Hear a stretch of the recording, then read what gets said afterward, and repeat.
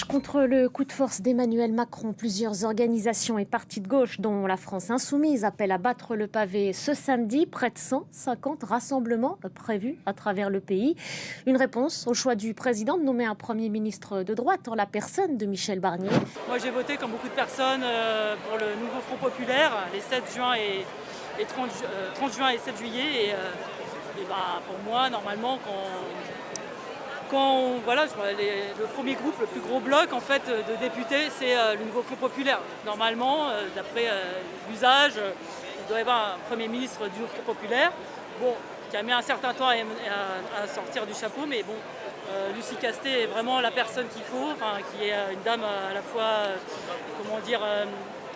elle est technicienne et en même temps elle a des valeurs pour les services publics et contre les paradis fiscaux. Voilà. Donc je suis là pour que Macron nomme cette dame, puisque on joue au jeu de la démocratie. Dans la règle du jeu, dans la règle du jeu, on met une première ministre du groupe qui a gagné. Et après, on voit si elle est censurée. Voilà. J'ai 17 ans, donc je suis en terminale au lycée. Et je suis ici parce que Macron, il a décidé de ne pas respecter le choix qu'ont fait tous les Français majeurs. Moi, je n'ai pas voté du coup. En fait, on a élu le nouveau Front Populaire, qui a certes eu une majorité relative et pas absolue, mais en fait en 2022 le parti présidentiel a eu une majorité relative et pourtant ils ont fait passer toutes les lois qu'ils voulaient, et en fait on voit pas pourquoi maintenant ils respectent pas notre choix, et en plus de ça il élu même pas un président de son parti, il élu un premier ministre de son parti mais quelqu'un du LR. Et c'est inadmissible en fait, parce qu'ils ne respectent pas, c'est antidémocratique, anti-républicain. Parce que la gauche a gagné quand même normalement les élections législatives. Et normalement, comme dans tout pays démocratique, on va dire la coalition en tête devrait être au gouvernement. Et donc on trouve que c'est absolument scandaleux que Macron n'ait pas nommé Lucie Castet, qui a été désignée par tous les partis de l'UNFP comme la représentante du UNFP et future première ministre. On est là pour défendre en fait notre vote, puisqu'on a voté par 3 fois.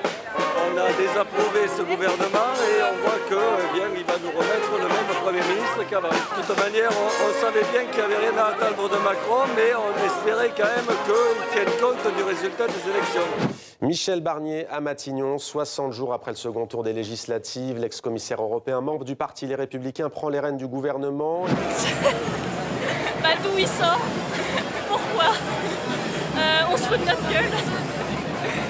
Macron, en fait, reste à faire sa politique de Macron. Il a trouvé le Premier ministre macroniste, puisque Macron ne perd jamais. C'est un super-héros, ce gars.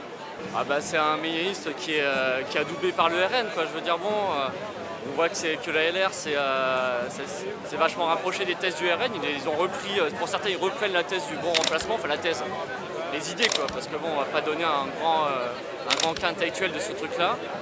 Mais ils reprennent les mots du RN, de l'ancien FN même, voire même, on va dire, de thèses racistes que le FN développait dans les années 50-60, quoi, au pire, quoi, on va dire. Voilà. Donc ouais, Michel Barnier, c'est quelqu'un d'homophobe, de raciste par destination, parce qu'en fait, il est contre l'immigration, clairement. Donc voilà, on a un gouvernement qui est quasiment d'extrême droite. Donc c'est extrêmement inquiétant, quoi. Oui, en fait, je crois qu'il aurait aimé mettre Bardella Premier ministre dès le départ, quand il a fait ses élections. Mais malheureusement, les gens ont voté à gauche, quoi. Donc là, je crois qu'il aurait aimé mettre un Premier ministre encore à extrême droite, mais ça faisait un peu trop antidémocratique.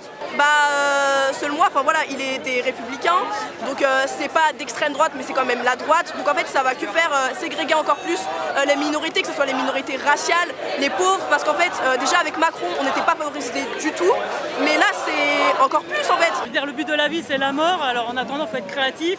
Il y a juste là, pour l'instant, des choses qui ne vont pas, et il s'agit de les dire. Je ne sais pas après si c'est possible ou pas possible. Justement. Là, ce que j'entends, c'est... alors quand les gens me disent « oui, j'ai voté à droite, c'est important, c'est bien que ça soit Barnier, c'est une coalition, de toute façon, il fallait faire de la coalition. » Non, on se respecte la règle du jeu, on nomme un Premier ministre de gauche, ça ne passe pas, on fait autre chose après. Je veux dire, il y a des règles du jeu, au Monopoly, si vous trichez, je sais pas, on arrête la partie, quoi.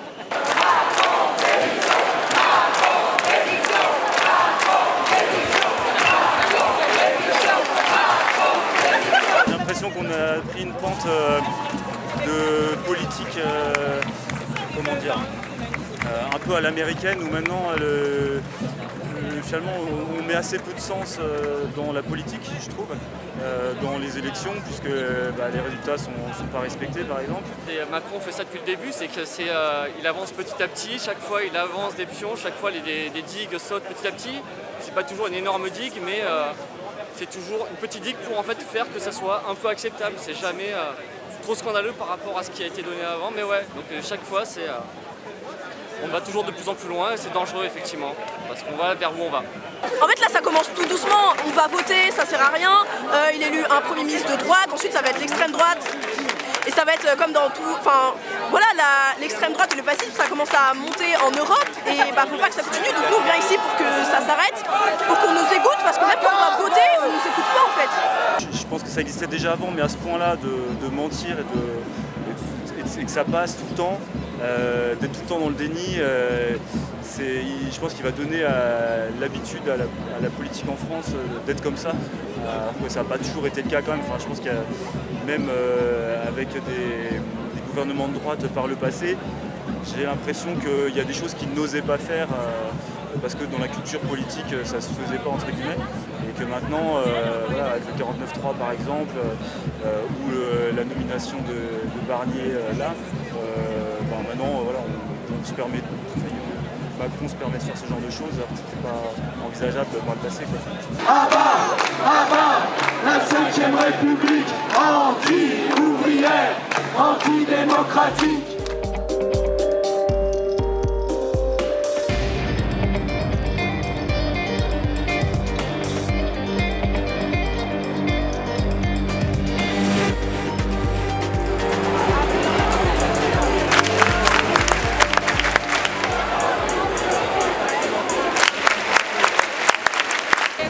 J'ai été hyper inquiète depuis les élections européennes et l'annonce de la dissolution de l'Assemblée.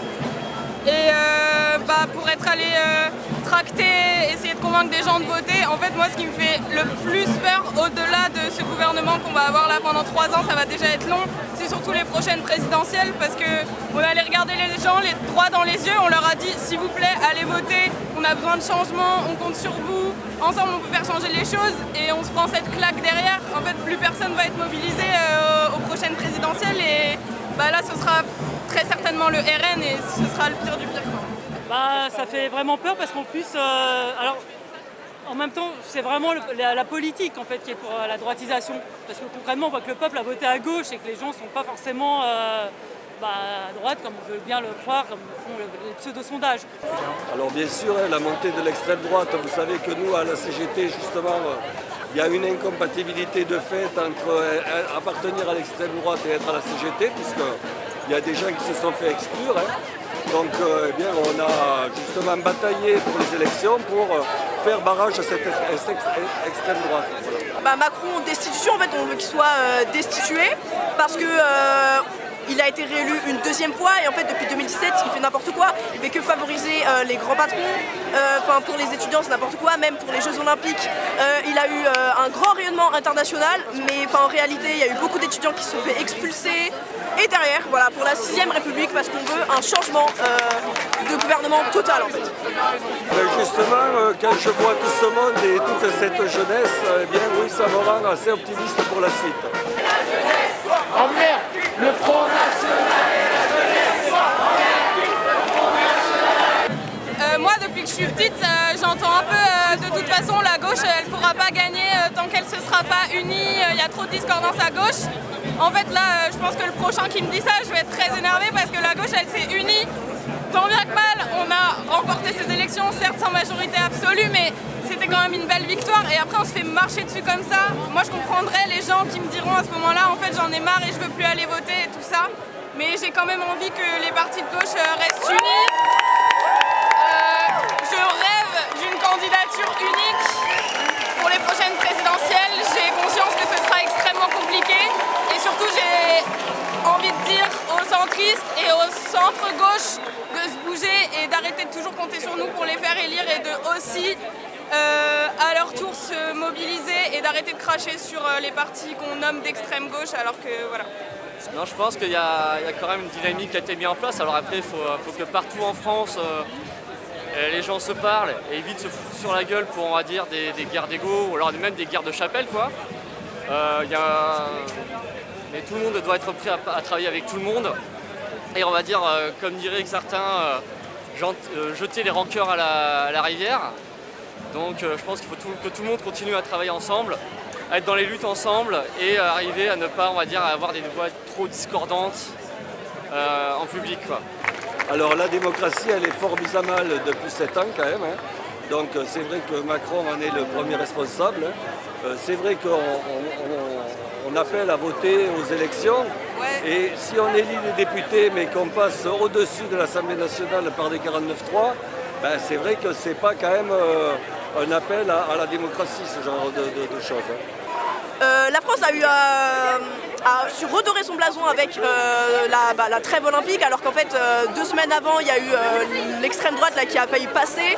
Macron il s'est donné une très belle image avec l'ouverture des Jeux Olympiques qui avait l'air très de gauche, très inclusive, etc. Alors qu'en fait il y a des descendants de Pétain et des nazis en fait, qui ont failli passer au pouvoir.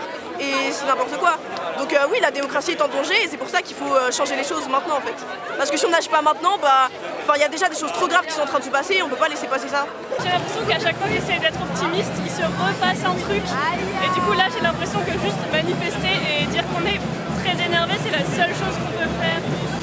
Beaucoup de gens disent que ça ne sert plus rien d'aller en manif. Je sais pas, je suis un peu partagé là-dessus. Je me dis que c'est quand même toujours bien de revenir à la charge dès qu'on peut, quoi. J'ai l'impression qu'on a déjà